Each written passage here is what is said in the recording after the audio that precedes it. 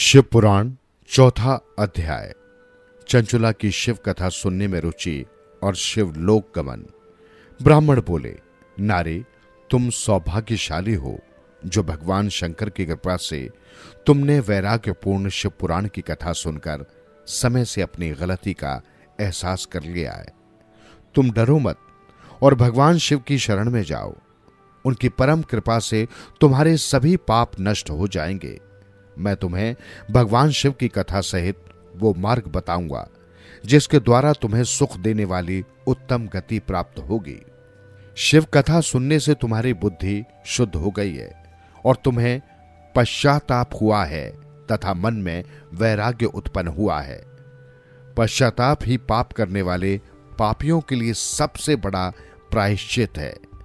पश्चाताप ही पापों का शोधक है। इससे ही पापों की शुद्धि होती है।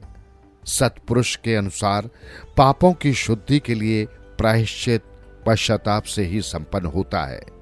जो मनुष्य अपने कुकर्म के लिए पश्चाताप नहीं करता वो उत्तम गति प्राप्त नहीं करता, परंतु जिसे अपने कुकृत्य पर हार्दिक पश्चाताप होता है वो अवश्य उत्तम गति का भागीदार होता है।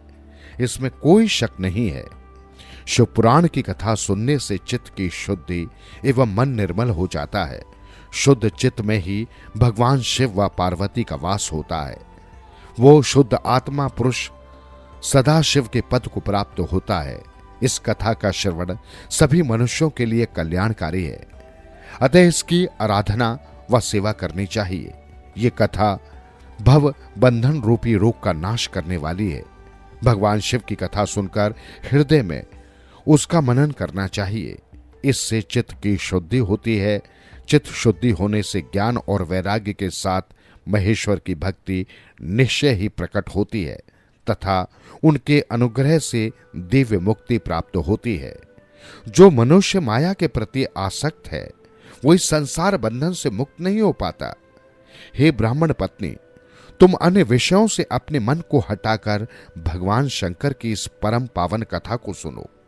इससे तुम्हारे चित्त की शुद्धि होगी और तुम्हें मोक्ष की प्राप्ति होगी। जो मनुष्य निर्मल हृदय से भगवान शिव के चरणों का चिंतन करता है उसकी एक ही जन्म में मुक्ति हो जाती है। सूत जी कहते हैं, शौनक, ये कहकर वे ब्राह्मण चुप हो गए। उनका हृदय करुणा से भर गया। वे ध्यान में मग्न हो गए। ब्राह्मण का उक्त उपदेश सुनकर चंचुला के नेत्रों में आनंद के आंसू छलक आए। वो हर्ष भरे हृदय से ब्राह्मण देवता के चरणों में गिर गई और हाथ जोड़कर बोली, मैं कृतार्थ हो गई। हे ब्राह्मण, शिव भक्तों में श्रेष्ठ स्वामिन, आप धन्य हैं। आप परमार्थदर्शी हैं और सदा परोपकार में लगे रहते हैं। साधु, मैं नरक के समुद्र में गिर रही हूं, कृपा कर मेरा उद्धार कीजिए। जिस पौराणिक व अमृत के समान सुंदर शिव पुराण कथा की बात आपने की है उसे सुनकर ही मेरे मन में वैराग्य उत्पन्न हुआ है। उस अमृतमयी शिव पुराण कथा को सुनने के लिए मेरे मन में बड़ी श्रद्धा हो रही है। कृपया आप मुझे उसे सुनाइए। सूत जी कहते हैं, शिव पुराण की कथा सुनने की इच्छा मन में लिए हुए चंचुला उन ब्राह्मण देवता की सेवा में वहीं रहने लगी। उस गोकर्ण नामक महाक्षेत्र में उन ब्राह्मण देवता के मुख से चंचुला शिव पुराण की भक्ति, ज्ञान और वैराग्य बढ़ाने वाली और मुक्ति देने वाली परम उत्तम कथा सुनकर कृतार्थ हुई। उसका चित्त शुद्ध हो गया। वो अपने हृदय में शिव के सगुण रूप का चिंतन करने लगी। वो सदैव शिव के सच्चिदानंदमय स्वरूप का स्मरण करती थी। तत्पश्चात अपना समय पूर्ण होने पर चंचुला ने बिना किसी कष्ट के अपना शरीर त्याग दिया। उसे लेने के लिए एक दिव्य विमान वहां पहुंचा।